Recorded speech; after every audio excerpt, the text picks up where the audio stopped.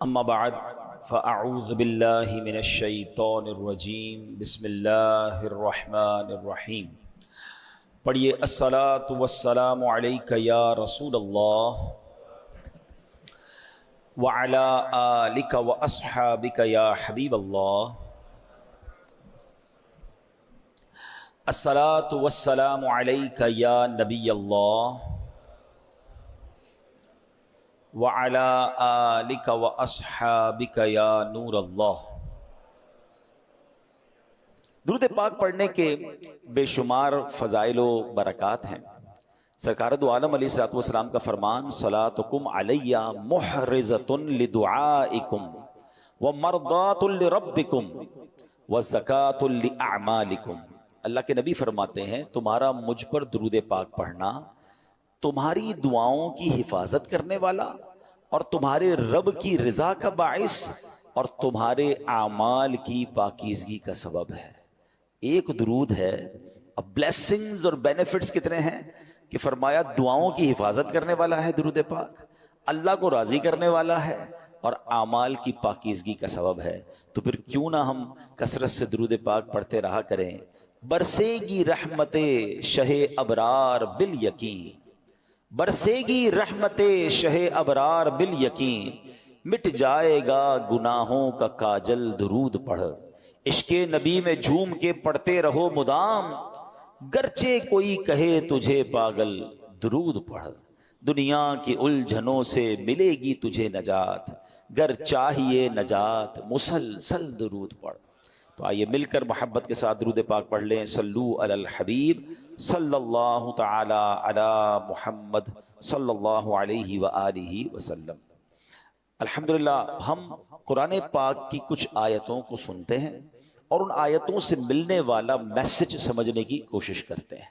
آج قرآن پاک کا پارہ ہے 11 سورہ یونس، آیت نمبر 87 کی تلاوت سنیں گے اور اس کے تحت کچھ میسج آف قرآن انڈرسٹینڈ کرنے کی کوشش کریں گے۔ اللہ قرآن میں ارشاد فرماتا ہے وَأَوْحَيْنَا إِلَى مُوسَى وَأَخِيهِ أَن تَبَوَّآ لِقَوْمِكُمَا بِمِصْرَ بُيُوتًا وَاجْعَلُوا بُيُوتَكُمْ قِبْلَةً وَأَقِيمُوا الصَّلَاةَ وَبَشِّرِ الْمُؤْمِنِينَ۔ یہ ایک ایسی کمال کی آیت ہے کہ اس آیت میں ہم سب کو اپنے گھر کا انوائرمنٹ کیسا رکھنا ہے وہ گائیڈ کیا گیا ہے۔ آج گھر کی ڈیزائننگ کیسی ہو، گھر کی کلر اسکیم کیسی ہو، گھر کا فرنیچر کیسا ہو، ایمبیانس کیسا ہو، ایلیویشن کیسا ہو، اس پر بہت ڈسکس ہوتی ہے۔ گھر کے اندر ماحول کیسا ہو، گھر والوں کا آپس میں انٹریکشن کیسا ہو، ہماری شریعت، ہمارا قرآن ہم سے کیا چاہتا ہے۔ Actually this is today's topic, ٹھیک ہے۔ اب ذرا پہلے اس کا ترجمہ سن لیجئے۔ اللہ قرآن مجید میں ارشاد فرماتا ہے، آسان ترجمہ قرآن کنز العرفان، اور ہم نے موسیٰ اور اس کے بھائی کو وحی بھیجی کہ مصر میں اپنی قوم کے لیے مکانات بناؤ اور اپنے گھروں کو نماز کی جگہ بناؤ اور نماز قائم رکھو اور مسلمانوں کو خوشخبری سناؤ۔ سبحان اللہ۔ تو پتہ چلا کہ یہ قرآن نے جو حضرت موسیٰ علیہ السلام کو اللہ کا کریم نے جو یوں سمجھیے آرڈر دیا یا اس کی گائیڈ لائن دی، وہ کیا ہے انشاءاللہ اس کو ہم سمجھتے ہیں۔ پہلے ایک بات سمجھ لیجئے کہ اللہ کریم کی ہمارے پاس ہم پر کروڑوں نعمتیں ہیں، ایک اہم ترین نعمت ہمارا گھر بھی ہے۔ گھر چاہے جھوپڑی کی صورت میں ہو، محل ہو یا چھوٹا ہو، بڑا ہو، عالی شان گھر ہو، گھر آخر گھر ہی ہوتا ہے۔ حضرت انس بن مالک رضی اللہ عنہ فرماتے ہیں نبی پاک جب بستر پر تشریف لاتے تو کتنی خوبصورت دعا ہے وہ فرماتے ہیں۔ یہ دعا بھی ہے اور ہم سب کے لیے میسج بھی ہے۔ اللہ کے نبی دعا فرماتے الحمدللہ الذی اطعمنا وسقانا وکفانا۔ ترجمہ کیا ہے؟ سب تعریف اللہ پاک کے لیے ہیں جس نے ہمیں کھلایا پلایا، ہماری ضرورت پوری فرمائی اور ہمیں ٹھکانہ عطا فرمایا۔ کتنے ایسے ہیں جن کے پاس بقدر کفایت اسباب نہیں، کتنے ایسے ہیں کہ جن کا کوئی گھر نہیں ہے۔ یہ گھر ملنا، بلے آپ کرائے کے گھر میں رہتے ہیں، کہیں بھی رہتے، چھت ہے نا، یہ بہت بڑی نعمت ہے۔ آج بھی کتنے لوگ ہیں جو بے گھر ہیں، فٹ پاتھ پہ سوتے ہیں۔ کیا ہم نے اس بات پر کبھی اللہ کا شکر ادا کیا کہ اللہ تو نے ہمیں گھر دیا ہے؟ ہمیں بے گھر نہیں بنایا. گھر بہت بڑی نعمت ہے. کچھ لوگ جو ٹریول کرتے ہیں, میری بات جلدی سمجھ جائیں گے, ہم دنیا بھر میں ٹریول کر لیں, آپ پنجاب جائیں, پاکستان کے کسی شہر جائیں, یا دنیا میں کہیں ٹریول کریں, جن کو اللہ نے نوازا ہے وہ 5 اسٹار ہوٹل میں رہیں, بہترین گھروں میں رہیں, مگر جو لطف اور سکون اپنے گھر آ کر ایک انسان کی فیلنگ بنتی ہے کہ میں اب اپنے گھر میں ہوں, بے شک وہ گھر چھوٹا سا ہو, چھوٹا سا بستر کیوں نہ ہو, وہ کہتے ہیں نا جیسی نیند اپنے بستر پر آتی ہے وہ دنیا میں آپ کو کسی بھی لگژری گھر پہ بھی یا کسی بھی نرم بستر پر نہیں آتی. ایسا ہی ہے, یہ نعمت ہے. اپنے گھر میں آ کر بندہ ایک سیکیورٹی فیل کرتا ہے. اب ذرا اس بات کو سمجھیے کہ اللہ کریم نے ہم پر احسان کتنے کیے ہیں. اس دنیا میں کتنے جانور, موذی کیڑے, سانپ, بچھو, شیر, جو انسانوں کو تکلیف پہنچانے والے ہیں, اگر وہ ہمارے گھروں کی طرف, ہمارے محلوں میں آ جائیں تو کتنا بڑا مشکل ہو جائے گی, گھر سے نکلنا مشکل ہو جائے گا نا. مگر کوئی تو ہے نا جس نے ان سب کو ہماری آبادیوں سے روک رکھا ہے. رائٹ لیفٹ کئی جگہوں پر یہ جانور پائے جاتے ہیں, آس پاس جنگلات ہیں شہروں کے آس پاس, مگر وہ آبادیوں کی طرف نہیں آتے. یہ اللہ کریم ہے جس نے ان آفتوں, بلاؤں, ان مشکلوں کو ہمارے گھروں سے, ہماری سوسائٹی سے روکا ہوا ہے. ہم اپنے گھروں میں سکون پاتے ہیں, مگر کیا کبھی اس سکون کا شکر ادا کیا ہے؟ نبی پاک کی اس دعا کا ایک جو چھوٹا سا حصہ ہے نا, اس کو بار بار پڑھتے رہا کریں. الحمدللہ الذی کفانا و آوانا, مل کر پڑھ لیں, الحمدللہ الذی کفانا و آوانا. اس کا معنی کیا ہے؟ تمام تعریفیں اس اللہ کے لیے ہیں جو جس نے ہماری ضروریات پوری فرمائی اور ہمیں ٹھکانہ عطا فرمایا. ہم اللہ سے دعا کرتے ہیں, اللہ ہمیں اپنے گھر میں اور برکت نصیب فرما, ہمارے گھر میں ہماری حفاظت فرما, ہمارے گھر والوں پر رحمت کی نظر فرما. اے اللہ دنیا میں ٹھکانہ دیا ہے, جنت میں بھی ٹھکانہ عطا فرما. شکر ادا کرو گے نا, کہتے ہیں نا لَإِن شَكَرْتُمْ لَأَزِيدَنَّكُمْ, تم میرا شکر ادا کرو گے میں تمہیں اور عطا کروں گا. جو بڑے بڑے گھروں میں رہ کر بھی کچھ لوگ ناشکرے ہیں, اور کچھ چھوٹے سے بستر پر سو کر بھی اللہ کا شکر ادا کر رہے ہیں. کمال تو یہ ہے نا کہ شکر زبان پر ہو, شکوہ نہیں ہونا چاہیے. لیکن میرے پیارے اسلامی بھائیوں, اب جو ٹاپک ہے ایکچولی کہ گھر کے اندر کا ماحول یہ کتنا ضروری ہے, اچھا ہونا, نیک ماحول ہونا. نبی پاک کی حدیث ہے, سلامت الرجل فی الفتنہ ان یلزم بیتہ, فرمایا فتنوں میں سلامتی کی راہ یہ ہے کہ بندہ اپنے گھر کو لازم پکڑ لے. ایک بار نبی پاک علیہ الصلوۃ والسلام نے فتنوں کا ذکر کیا تو حضرت عقبہ بن عامر رضی اللہ تعالیٰ عنہ نے پوچھا, یا رسول اللہ صلی اللہ علیہ وسلم, اس وقت نجات کیسے ہوگی جب فتنوں کا دور آ جائے گا, قیامت کے قریب فتنوں کا دور ہوگا. تو نبی پاک نے ایک فارمولہ دیا. آقا نے فرمایا, املک علیک لسانک, جب فتنے پھیل جائیں تو 3 کام کرنا, ٹھیک ہے, اپنی زبان کو اپنے قابو میں رکھو. وَلْيَسَعْكَ بَيْتُكَ, تمہارا گھر تمہیں کافی ہو, زیادہ باہر نہ نکلو, گھر کے اندر وقت گزارو. پھر فرمایا وَبْكِ عَلَىٰ خَطِيئَتِكَ, اپنی خطاؤں پر آنسو بہاتے رہو. فتنوں کا دور ہو تو اپنی زبان قابو میں رکھنی ہے, اپنے گناہوں پر رو رو کر معافی مانگتے رہیں اور اپنے گھر میں رہیں. اچھا, یہ تو حدیث پاک ہے.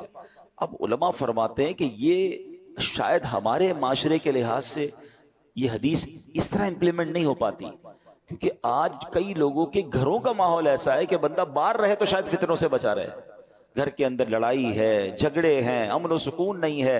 گھر میں پہنچتے ہی دروازہ بند کر کے انسان وہ گناہ کر رہا ہے کہ جو باہر نہیں کرتا. باہر پورا دن بعض اوقات کام کاج میں بیزی ہے تو ان گناہوں کا موقع نہیں مل رہا, مگر گھر کے اندر جا کر جب اپنے روم میں ہے تو اب جناب اس کو وہ کچھ کرنے کا موقع مل رہا ہے جو اللہ کو ناراض کرنے والا کام ہے. نبی پاک تو فرما رہے فتنوں کے دور میں گھر کو لازم پکڑ لو, مگر کیا گھر ایسا بنایا ہم نے کہ جو فتنوں سے محفوظ ہو؟ کئی گھر ایسے ہیں جہاں غیبتوں کا بازار ہے, کئی ایسے ہیں جہاں ماں باپ کے ساتھ بچوں کی بدتمیزیاں ہیں, کئی ایسے ہیں جہاں بھائی بہن ایک دوسرے کے خلاف بیٹھے ہیں. گھر کے اندر جاتے ہی جناب فیملی کے اندر ایک ایسا ماحول بنا ہوا ہے کہ وہاں ایک دوسرے کی غیبتیں ہو رہی ہیں.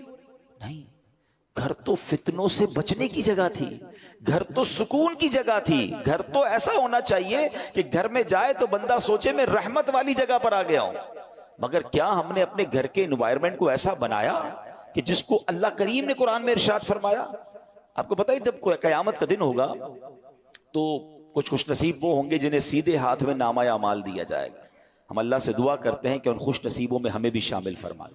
مگر کچھ مجرم وہ ہوں گے جن سے رب ناراض ہوگا, اس کو اس کے الٹے ہاتھ میں پیٹھ پیچھے اس کو نامہ اعمال دیا جائے گا, اور یہ بندہ اس دن موت مانگے گا مگر اسے موت ملے گی نہیں. پھر اسے جہنم کی بھڑکتی ہوئی آگ میں ڈال دیا جائے گا.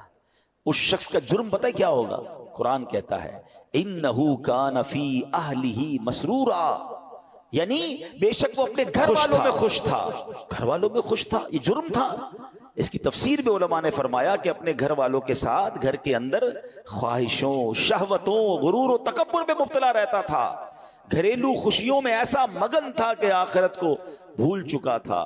لہٰذا نہ خود اس نے اچھے عمل کیے، نہ گھر والوں کو اچھے اعمال کی ترغیب دلائی. یوں ہی گناہوں میں مصروف رہ کر موت کے گھاٹ اتر گیا.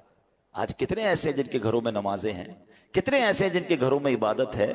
گھر والوں کی کیا دین کی طرف کوئی تبلیغ کی؟ کیا گھر میں نمازوں کا ماحول ہے؟ یا کیا بچوں میں قرآن و سنت کی ترکیب ہے؟ یا گھر کے اندر کسی کو پتہ ہی کچھ نہیں ہے؟ اب بھی ایسے کئی گھر ہیں جن کے گھروں میں اسلامی تہوار آتا ہے تب بھی بچوں کو، فیملی کو پتہ نہیں ہوتا، کیونکہ وہ اپنی زندگی میں مگن ہے. اور جو گھر کا سربراہ ہے اس کو بھی اس کی فکر نہیں ہے. میں آپ کو ایک مسلمان گھرانے کا واقعہ بتاتا ہوں. پاکستان کا تو نہیں ہے، لیکن انفارچونیٹلی جتنا تیزی سے ہمارے وطن میں ماڈرنزم اور دین سے دوری والا ماحول بنتا جا رہا ہے اور گھر کے بڑوں کو فکر بھی نہیں ہے، یہ دور نہیں دن آپ پاکستان میں بھی یہ دیکھیں. یو کے کا واقعہ، ایک بھائی ٹریول پر گیا، والد کی طبیعت خراب تھی تو واپس آیا. تو کچھ دنوں بعد واپس آیا، والد صاحب گھر میں نہیں تھے. چھوٹا بھائی تھا جو اپنی گیمز میں اور اپنے موبائل میں اور کمپیوٹر میں، جو آج کا ایک نوجوان کا سٹائل ہے کہ لگا رہتا تھا.